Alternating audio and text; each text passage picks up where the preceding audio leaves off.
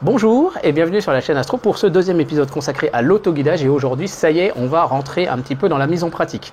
Et donc je vous propose de voir, voilà, à l'aide du photostroke, j'ai fait ça hier soir. Alors on va pas utiliser la lunette de guidage parce que les déplacements sont assez petits du fait de la faible focale, on va utiliser le diviseur optique. Et on va voir ensemble du coup comment brancher notre caméra, comment paramétrer PHD2 et en particulier justement ajouter la caméra à PHD2, faire les darks et tout ça, faire les premiers réglages. Et à ce moment-là, faire le nécessaire pour obtenir un premier guidage. Et l'objectif, bien évidemment, c'est de comprendre un petit peu ce qui va se passer. Donc, déjà, si vous arrivez à la fin de cet épisode à pouvoir refaire ce dont on a parlé, vous pourrez déjà commencer vos premiers guidages. On va voir aussi déjà quelques-uns des petits problèmes courants que vous pourriez rencontrer. Et après ça, je vous donne rendez-vous dans un deuxième épisode que je vais tourner dans la foulée. De toute façon, les prises de vue, elles sont déjà faites également. Là où on va aller beaucoup plus loin, c'est-à-dire on va voir l'assistant pour l'optimisation de la mise en station et en tout cas déjà le contrôle de votre monture, mais aussi l'assistant de guidage qui va permettre d'analyser la turbulence de façon à éviter de surcorriger. Et puis aussi analyser le backlash, c'est-à-dire le jeu en déclinaison, et ça peut être une notion assez importante. Et puis voir aussi d'autres fonctions plus avancées sur PHD2, voilà, pour vous permettre d'aller encore plus loin et de maîtriser encore mieux le logiciel. Bien évidemment, vous avez une documentation française, et je vous mets le lien dans la description, qui vous donnera énormément d'infos. Donc voilà, dans cet épisode, on a déjà un bon petit programme pour vous permettre de mettre les pieds dans l'autoguidage. Ça paraît compliqué, mais vous allez voir que quand on y a goûté, c'est toujours un petit peu fastidieux de faire cette opération supplémentaire à chaque fois que vous allez faire vos prises de vue, mais vous allez voir, vous allez y gagner énormément. Donc c'est maintenant sur la chaîne Astro.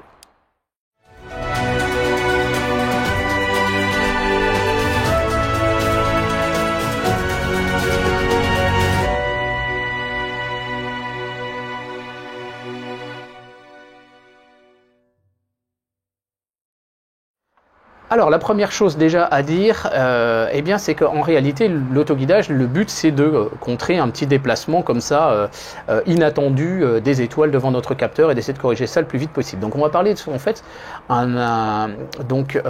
finalement un changement d'état, une transition, et on va parler de ce qu'on appelle des régimes pseudo-oscillatoires ou régimes pseudo-périodiques, c'est-à-dire en fait prendre la bonne décision et la bonne vitesse de correction pour pouvoir arriver à se déplacer sans se déplacer trop. Donc en fait vous avez plusieurs graphes à côté de moi et on va essayer de comprendre qu'est-ce qui pourrait se passer. Alors dans la première possibilité, le graphe rouge, ce qu'on appelle un régime apériodique, c'est-à-dire que l'on va aller converger vers la nouvelle position, puisqu'on avait une position de départ qui est la position E sur le graphe. On va aller converger vers la nouvelle position, mais vous voyez qu'on met quand même un petit peu de temps. Et puis ensuite, vous avez la courbe verte, c'est le régime critique. Ça, ce serait vraiment l'idéal, c'est-à-dire y aller le plus vite possible et se stabiliser. Alors le seul problème, c'est que là, on est sur des systèmes, on va dire, plus électroniques. Et vous voyez qu'à un moment donné, il y a une asymptote. Le seul problème, c'est que là, on voudrait le faire vraiment d'un coup et on est en système échantillonné, c'est-à-dire je fais une image, je vois mon déplacement à réaliser, je fais ma commande et idéalement, il faudrait arriver à la position voulue dès le départ. Le risque qui va se passer, c'est d'aller éventuellement trop loin. Et là, c'est par exemple la courbe bleue que vous pouvez voir. Et là, à ce moment-là, vous voyez que on va faire des oscillations en position positive, négative, avant de converger dessus. Et si vous commencez à avoir de la turbulence ou un petit peu de jeu mécanique et tout ça, vous pouvez partir carrément en surcorrection. On n'est même plus en régime apériodique, on va parler carrément en régime périodique. Et là, bien évidemment, c'est complètement foutu. Ça m'est déjà arrivé à cause de vent important et de jeux importants sur le photostroke. Et là, je peux vous dire, c'est la catastrophe. Donc, notre objectif, ça va être de régler correctement PHD2. Alors, vous inquiétez pas, il va vous aider. Et de toute façon, logiciellement parlant, il est conçu pour justement pouvoir prendre les bonnes décisions et arriver à la position voulue comme il veut. Et donc je le rappelle, en fait, pendant nos prises de vue, on a notre caméra de guidage qui va faire des prises de vue à peu près toutes les secondes, pendant que l'imageur principal fait des prises de vue de 30 secondes. Et au final, sur les 30 secondes, s'il y a eu un tout petit coup mais qu'on est revenu très vite, ça va avoir pris tellement de peu de temps par rapport aux 30 secondes que finalement, ça ne va pas tellement se voir. Ce qui serait Par contre, beaucoup plus problématique, c'est si jamais j'ai une grande phase oscillatoire, et bien au bout des 30 secondes, et bien là par contre ça commence à se voir. Donc c'est ça qu'on va essayer d'éviter au maximum. Mais bon, déjà pour commencer, on va brancher notre caméra. Donc pour ça c'est très simple, on va relier la caméra à la monture avec le port ST4. Donc ça c'est donc la fiche RJ12 à 6 connecteurs. Et vous allez relier votre caméra à l'ordinateur. Et donc pour ça c'est donc un câble USB qui se branche dessus. Alors après vous avez une caméra par exemple comme la QHY5 III donc de chez QHY-CCD. Là c'est des connecteurs, vous voyez que vous avez un connecteur spécifique pour donc pour le port ST4, c'est une fiche qui est un petit peu plus, on va dire un peu avionique et tout ça, qui est franchement pas mal dessus, c'est une espèce de micro DIN. Et le port USB là par contre c'est de l'USB 3, donc on le branche sur le port USB 3 de l'ordinateur. Et donc maintenant on va lancer PHD2, il ne connaît pas votre caméra, alors on présuppose que vous avez branché vos drivers, mais par contre on va utiliser un assistant pour pouvoir régler déjà tous les paramètres comme il faut. Donc vous allez lancer PHD2 et voilà ce que vous allez obtenir. Donc vous avez plusieurs fenêtres et on va vous expliquer un petit peu comment utiliser tout ça. La première chose c'est que vous allez faire cette petite icône là connectée et on va créer un équipement. Alors vous allez faire nouveau avec assistant et on va créer un profil, on va le faire ensemble. Alors caméra de guidage, vous allez choisir la marque de votre caméra de guidage. Si vous utilisez la T7 Astro de DataZone, vous utilisez ZWO. Est-ce qu'elle est déjà connectée? Vous faites oui.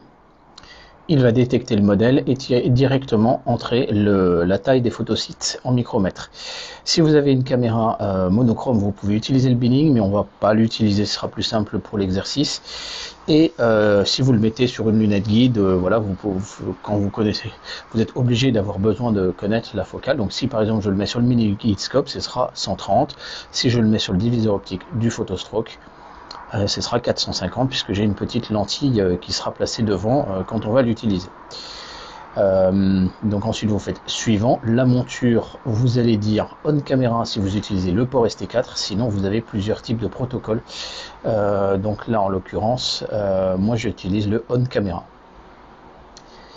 La vitesse de guidage de la monture, sur le photostroke je suis à 0,50 mais vous avez de fortes chances d'être à 1 sur votre monture. Donc là vous allez le choisir ici, c'est la vitesse des commandes en fait, c'est voilà, c'est la vitesse que va exécuter la monture quand on va lui donner les commandes. Et si vous avez un encodeur la haute précision, vous le cochez ici, mais bon voilà. Alors, vous pouvez avoir éventuellement une possibilité de récupérer les coordonnées en déclinaison de votre astre, ce qui permettra de ne pas avoir à refaire la calibration à chaque fois que vous allez changer de cible, puisqu'à mesure que vous vous approchez du pôle, forcément, la vitesse en ascension droite n'est plus la même entre le temps de commande et la vitesse effective de déplacement d'une étoile sur le capteur. Voilà. Donc vous pouvez demander les coordonnées si vous le souhaitez, sinon vous mettez aucun et vous refaites une calibration systématiquement chaque fois que vous changez de cible. Donc voilà, c'est ce qui vous indique ici et vous faites continuer. Voilà. Le nom du profil, on va l'appeler test. Et vous faites terminer, fermer.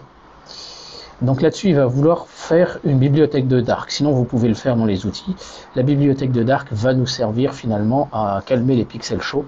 Et ça, c'est très important pour améliorer la qualité d'image. Donc vous lui demandez voilà, d'en prendre 5, 10, de 1 seconde à 0,6. Alors moi, je vous conseille d'en faire un peu plus. À faire à température forcément extérieure. Et moi, je mets aussi 0,5, mais vous n'êtes pas obligé. 0,5, on risque de suivre sur la turbulence. Donc, vous faites démarrer. Il nous demande de couvrir la lunette guide, c'est ce qu'on a fait juste à l'instant. Et on lui laisse faire ses darks.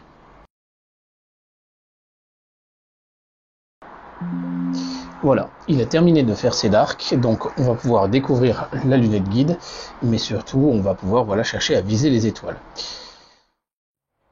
Alors une fois que vous avez fait ça, il y a 2-3 petites choses que je vous conseille. La première chose effectivement, c'est de bien régler la mise au point de votre étoile pour qu'elle soit bien ronde. Parce que si elle commence à être un petit peu oblongue, le problème c'est que vous allez avoir des risques d'oscillation comme ça suivant la turbulence.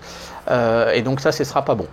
Donc particulièrement si vous avez un diviseur optique, ça arrive très vite d'avoir une étoile un petit peu oblongue puisque vous êtes en périphérie finalement de la correction de votre correcteur optique. L'autre chose à faire effectivement, c'est de vérifier la connexion donc entre la caméra et la monture. Et donc pour ça, vous avez voilà, des petites commandes manuelles.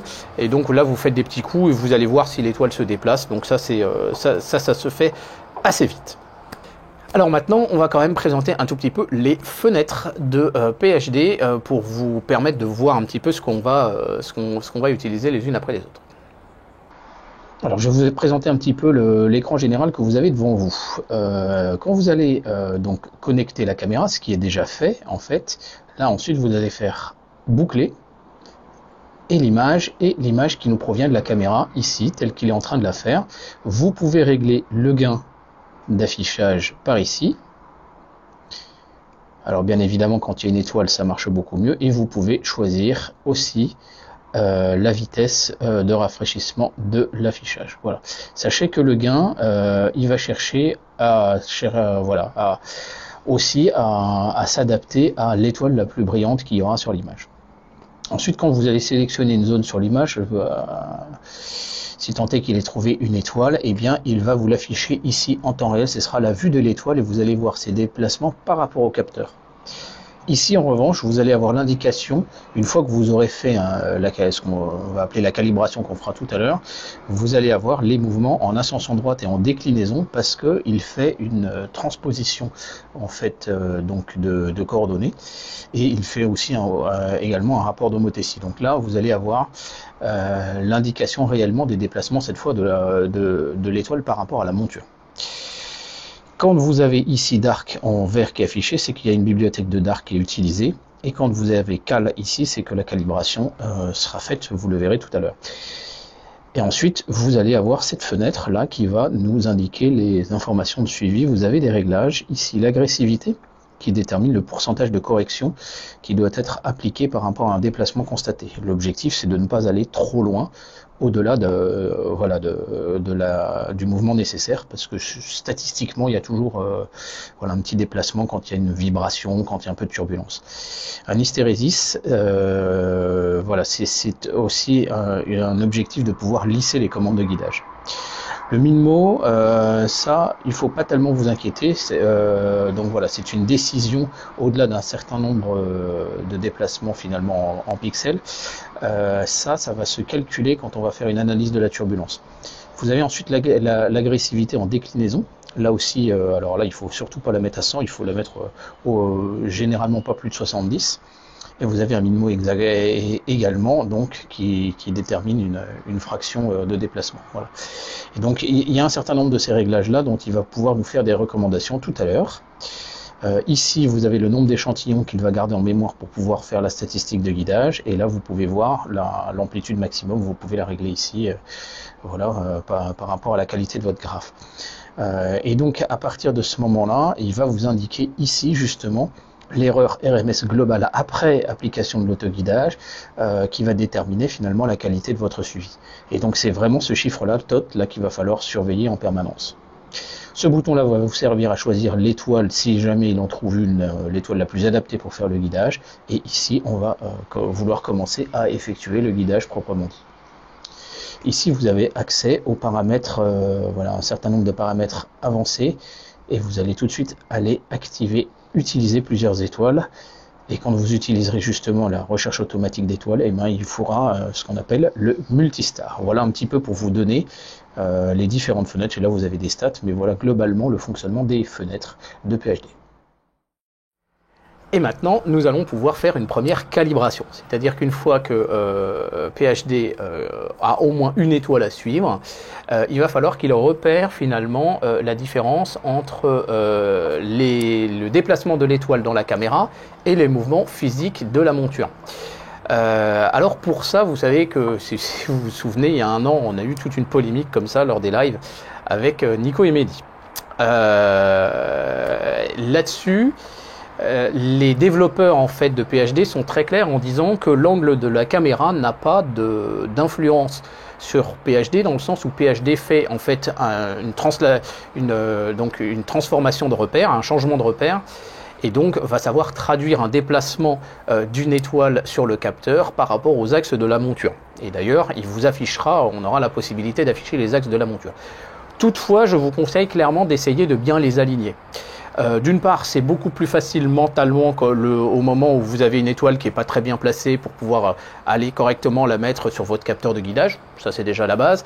Mais la deuxième chose, c'est que ça va vous permettre tout de suite d'identifier visuellement et mentalement quand vous avez un problème de dérive à long terme en ascension droite, parce que par exemple votre monture est mal équilibrée, ou si vous avez un début d'erreur périodique et tout ça. Donc très clairement, c'est mieux de le faire, mais bon, les développeurs disent que c'est pas obligatoire. D'ailleurs, vous avez un tutoriel vidéo avec carrément le développeur de PhD où lui, il a ses angles qui sont carrément comme ça en croix et il s'en fout quoi. Mais voilà, mais c'est quand même mieux de le faire, sincèrement. Alors notez quand même que dans cet épisode, on part du principe que votre mise en station est bien faite. Et donc finalement, quand vous allez faire votre premier guidage, il n'y aura pas tellement de soucis liés et causés par une mauvaise mise en station. On part du principe également que l'équilibrage de votre monture est correct. Et qu'il n'y a pas de jeu finalement en ascension droite ou en déclinaison. Alors quand vous arrivez sur PhD, vous connectez la caméra ici. Vous choisissez le profil qui va bien, vous faites tout connecter. Et ensuite boucler pour obtenir un affichage. Vous pouvez jouer sur le gain ici pour vérifier. Là, ça vous donne déjà une indication. Vous êtes à 0,5 secondes et vous voyez que ça réagit correctement. Alors, typiquement, on se met plutôt à 1 seconde pour essayer de lisser un petit peu la turbulence. Vous pouvez cliquer sur ce bouton-là, mais avant, je vous conseille un petit paramètre. Vous allez dans le cerveau là, 3e onglet guidage. Utilisez plusieurs étoiles, vous cochez cette option, c'est ce qu'on appelle le multistar. Donc vous appuyez ici, hop, il a trouvé plusieurs étoiles et il va s'aider pour effectivement faire un bon guidage.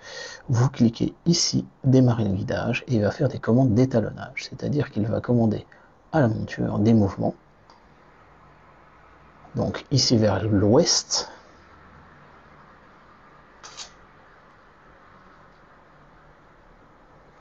des commandes vers l'est.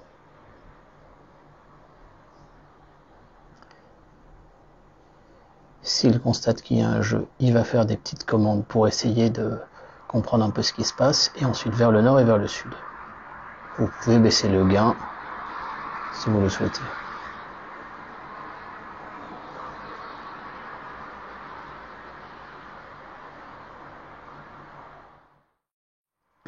Donc une fois que voilà, les petites erreurs qu'on a eues tout à l'heure disparaissent, normalement, on devrait pouvoir observer une qualité de suivi qui est plutôt bonne. Vous voyez, je suis à 0,99, 1 seconde d'arc, c'est parfait. L'échantillonnage de mon Sony A7S est à 2,2 secondes d'arc, donc 1,1 seconde d'arc serait suffisant. Je suis parfaitement dans les clous. Il faut avoir au moins il faut avoir moins, si possible, que la moitié de l'échantillonnage de votre imageur. Donc là, franchement, on a quelque chose de très propre. Alors parmi les petites erreurs que vous allez rencontrer quand vous allez faire votre première calibration, vous en avez plusieurs. Vous avez par exemple, l'étoile n'a pas assez bougé.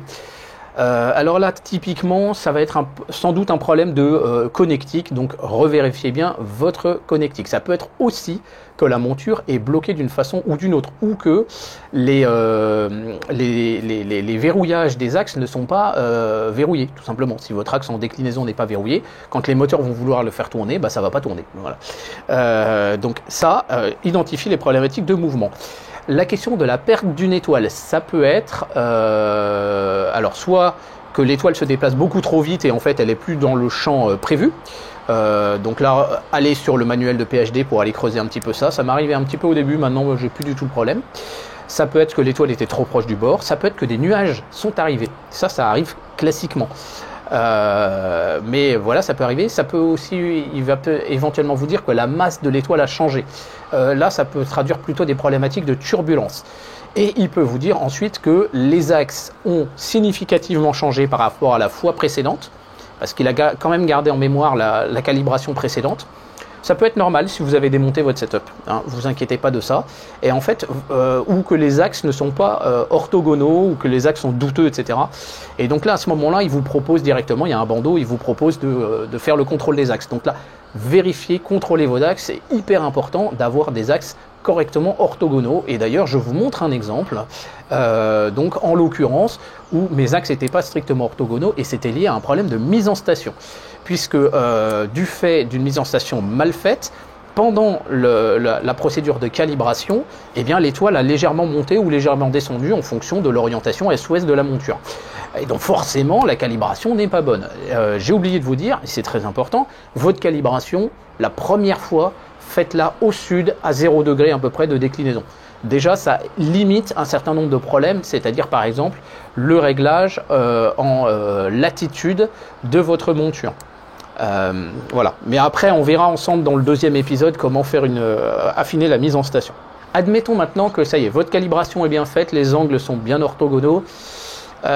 Comment interpréter le graphe et finalement quelles sont les valeurs à viser. Alors vous allez calculer l'échantillonnage de votre imageur principal. Donc c'est 206 multiplié par la taille des photosites en micromètres et divisé par donc la focale de l'instrument en millimètres. Et là vous allez trouver une valeur, par exemple 2,2 secondes d'arc pour le Sony A7S sur un 200-800. Et ça va être une donnée assez importante parce que le théorème de Shannon-Lindquist nous dit que eh bien, pour échantillonner un signal, eh bien, il faut, voilà, il y a un rapport de 2 entre la période du signal et l'échantillonnage. Et donc en fait, dans le sens inverse, quand on fait du guidage, eh bien, si j'ai un photosite de 2,2 secondes d'arc, si je me déplace de plus de 1,1 seconde d'arc et la moitié, je vais commencer à baver vraiment sur les photosites d'à côté. C'est ça qu'on voudra éviter. Donc moi, par exemple, il va falloir que je vise un échantillonnage de 1,1 seconde d'arc. Dans la partie du bas, juste en dessous du graphe, vous allez avoir plusieurs réglages. Parce que c'est ça où on va revenir là sur la question des régimes voilà, périodiques, pseudo-oscillatoires, etc.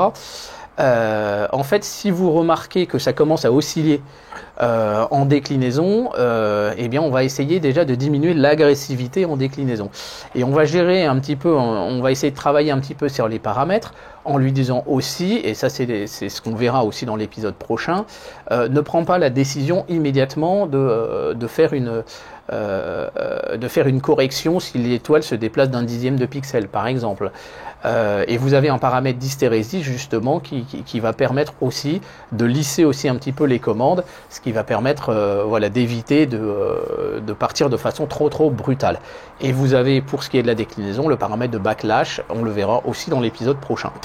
Donc voilà, en gérant un petit peu les trucs, très typiquement sur une monture qui est bien réglée, qui est bien équilibrée, tout ça, 70% d'agressivité, c'est plutôt une valeur normale.